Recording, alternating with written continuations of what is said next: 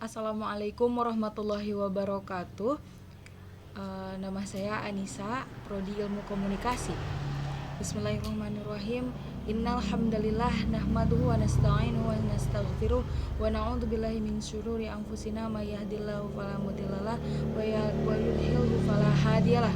Asyhadu an la ilaha illallah wa asyhadu anna Muhammadan abduhu wa rasuluh alladzi la nabiyya ba'da amma ba'd. Puji syukur marilah kita panjatkan kehadirat Allah Subhanahu wa taala di mana telah memberi kesehatan, taufik dan hidayahnya sehingga saya khususnya dapat bertemu dengan kalian pada video kali ini. Pada kesempatan kali ini saya akan menjelaskan apa itu tentang tahayul, bid'ah dan khurafat. Tahayul, bid'ah, dan khurafat adalah tiga sekawan yang masih eksis dan masih banyak sekali digunakan oleh umat muslimin wal muslimat di Indonesia, ya khususnya di Indonesia gitu. Namun apa sih pengertian dari ketiganya? Oke, di sini saya akan menjelaskan tentang apa itu tahayul, pengertian dari tahayul.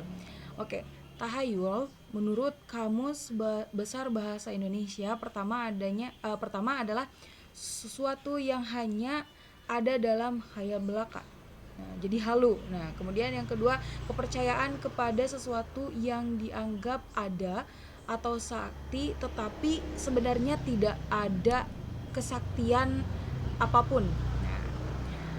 Ada kepercayaan yang sampai kini masih melekat dalam diri sebagian umat muslim di tanah air.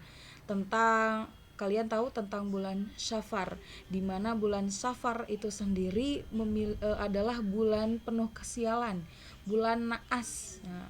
Alasannya kenapa? Kata Safar itu mereka ambil yang berarti sejenis penyakit dalam perut yang berbentuk ulat besar. Kepercayaan seperti ini sesungguhnya sudah ada sejak zaman jahiliyah. Ketika itu mereka menganggap bulan Safar sebagai bulan yang sangat syarat akan kejelekan. Di samping itu mereka juga menganggap hari Rabu sebagai hari dengan penuh kesialan. Terlebih Rabu setiap akhir bulan. Kepercayaan dan tahayul ini sebenarnya sudah dihilangkan dalam agama Islam. Selanjutnya ada pengertian tentang bid'ah. Secara bahasa, bid'ah adalah perbuatan atau cara yang tidak pernah diajarkan atau dicontohkan oleh Rasulullah SAW maupun sahabatnya. Kemudian dilakukan seolah-olah menjadi ajaran agama Islam.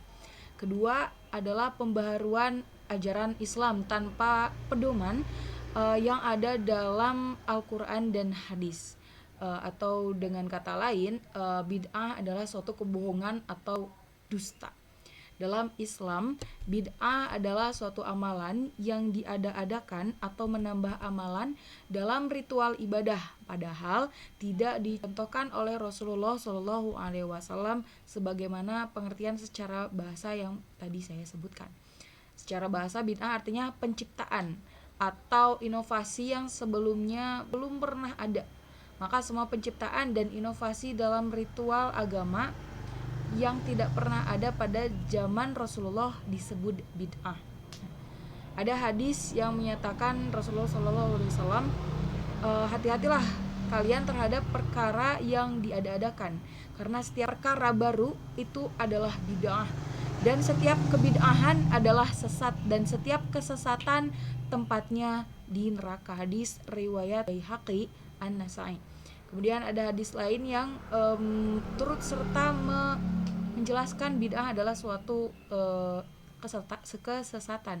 Barang siapa melakukan suatu amalan dalam agama yang tidak ada perintahnya dari kami, maka amalan tersebut tertolak. Hadis riwayat Muslim. Dan ada hadis yang lain, barang siapa yang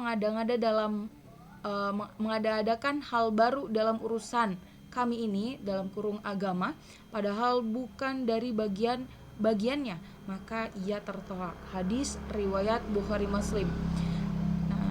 Bid'ah adalah sesuatu yang diada-adakan tanpa ada contoh sebelumnya. Nah, itu adalah pengertian secara bahasa. Oke, secara istilah adalah menurut Imam Asy-Syatibi, bid'ah adalah salah satu cara yang diada-adakan di dalam agama yang menyerupai agama dengan tujuan untuk berlebih-lebihan dalam beribadah kepada Allah Subhanahu wa taala. Bukan termasuk bid'ah jika sesuatu itu diada-adakan di luar agama, seperti ibadah mahdoh untuk kemaslahatan dunia seperti penggadaan teknologi dalam transformasi industri atau yang lainnya.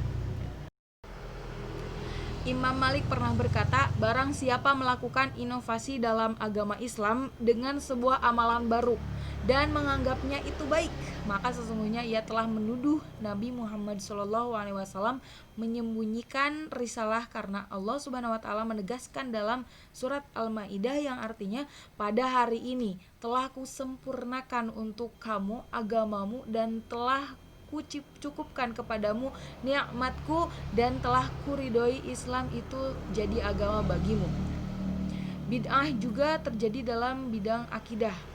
Syekh Yusuf Qaradawi dalam bukunya Fikih Prioritas menyatakan keyakinan yang bertentangan dengan kebenaran yang dibawa oleh Rasulullah SAW dan ajaran yang terdapat di dalam kitab Allah disebut bid'ah dalam akidah. Bid'ah mengingkari kesempurnaan Islam. Islam sudah diatur sedemikian rupa dari berbagai sisi kehidupan manusia, mulai dari hal-hal besar seperti mengurus negara sampai hal-hal yang dianggap sebelah mata oleh manusia seperti tata cara buang hajat. Dan tidak hanya kaum muslimin saja yang mengakuinya, bahkan orang kafir pun mengakui kesempurnaan Islam tersebut. Namun ada ada pelaku yang tidak sadar bahwa mereka melakukan amalan-amalan di luar ajaran agama Islam. Salah satu bahaya bid'ah adalah pelakunya tidak sadar bahwa dirinya telah berbuat dosa dengan perbuatan bid'ahnya, dengan perbuatan menambah-nambahkan suatu amal ibadahnya tanpa ada contoh dari Rasulullah SAW. Ada bentuk-bentuk khurafat. Jarnawi Hadikusuma dalam salah satu bukunya yang berjudul Ahlus Sunnah wal Jamaah, Bid'ah dan Khurafat, menjelaskan beberapa perilaku yang bisa dikategorikan sebagai perbuatan khurafat. Kategori yang bisa dipercayai sebagai perbuatan khurafat. Yang kedua ada mendapatkan berkah dengan mencucuk tangan para ulama. Demikian itu dikerjakan dengan kepercayaan bahwa berkah Allah kepada ulama itu akan berlimpah kepadanya. Kemudian 3, mempercayai beberapa ulama tertentu itu keramat serta menjadi kekasih Allah sehingga terjaga dari berbuat dosa. Andai kata pun berbuat dosa, maka sekedar sengaja diperbuatnya untuk menyembunyikan kesuciannya, tidak dengan niat maksiat. Kemudian ada kategori lain, yakni memaknai ayat Al-Quran untuk dijadikan azimat menolak bala, pengasihan, dan lain sebagainya.